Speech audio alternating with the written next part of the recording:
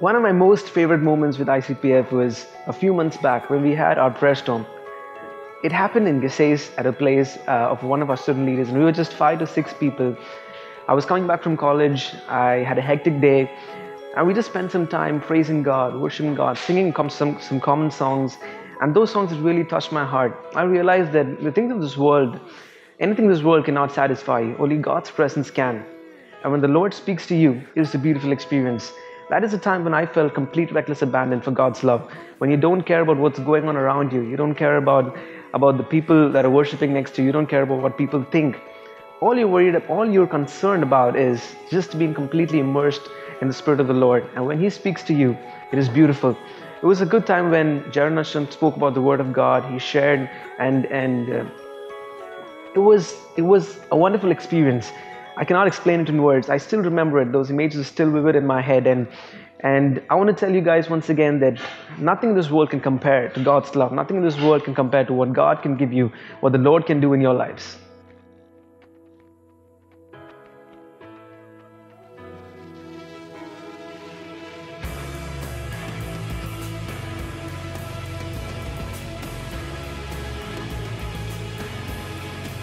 Hi, this is probably my third year in ICPF, and I would say ICPF has been one of the biggest blessings in my life. And as you may know, this is that time of the year, the annual mega event, which is the ICPF camp. And every year we go with the theme. This time, a theme which was inspired to our seniors was recklessly abandoned. And when you hear recklessly abandoned, you do think twice, like, what is recklessly abandoned? Like, what is it related to? Is it related anything to Christianity? Is it related anything to what I believe? And I started Googling stuff. I started Googling recklessly abandoned. No. I do know that it's about risking, but what is recklessly abandoned? Until a couple of weeks back, one of my friends, like, he suggested, Denzel, like, you need to look at this video since you're doing a project on that. This is a reckless movement back in 1989, China, Tiananmen Square. China was in the brink of demolishing communism, I would say.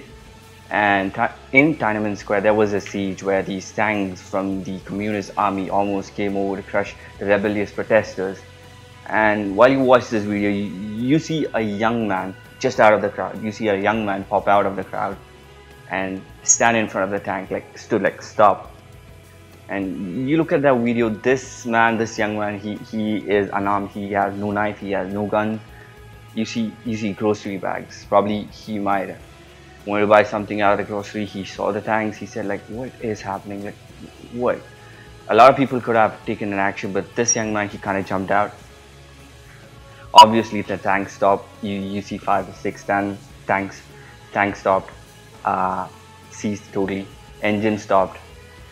This young man climbed up over to the hull of the tank, climbed up, crawled under the guns, like the tank guns, climbed across the hatch, opened the driver's hatch. He opened, like, dude, this is my country, leave my people alone. What are you doing? You have no right to kill them.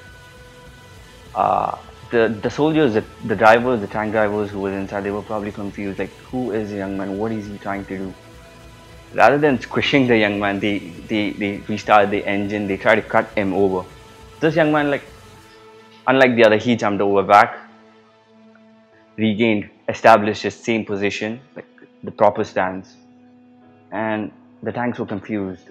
All the tanks behind, they were like lying behind, what's happening?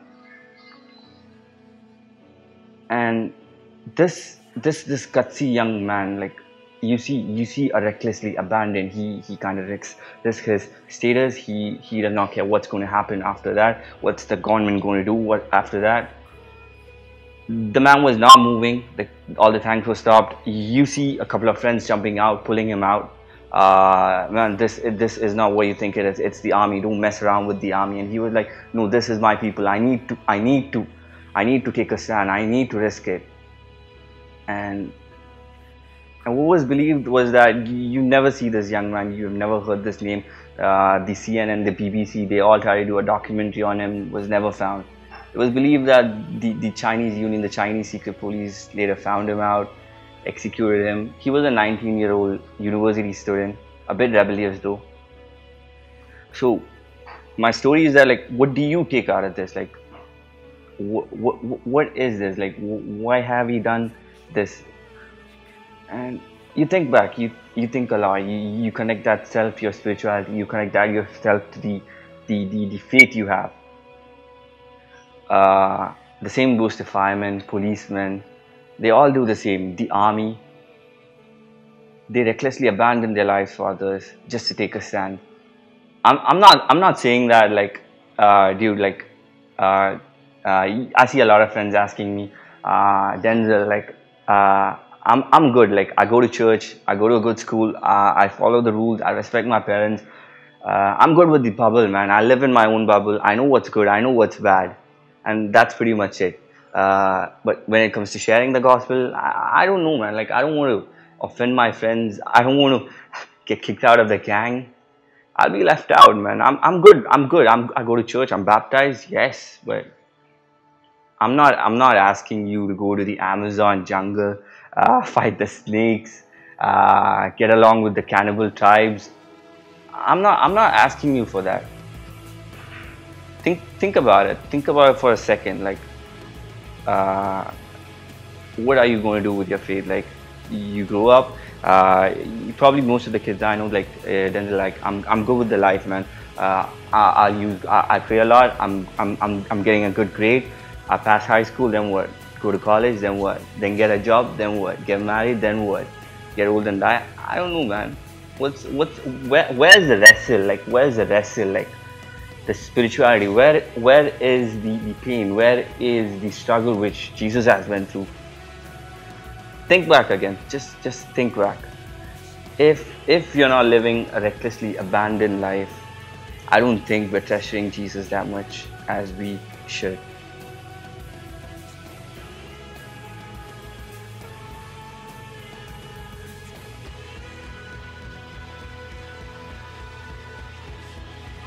ICPF have played a major role in discipling and mentoring my life.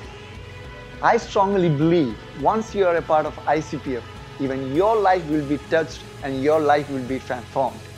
We do have challenges in our day-to-day life, but through ICPF we want to convey that there is a living God who controls everything. So what are you waiting for? I invite you to the ICPF Youth Rise 2014. Well, I'll be there, and how about you?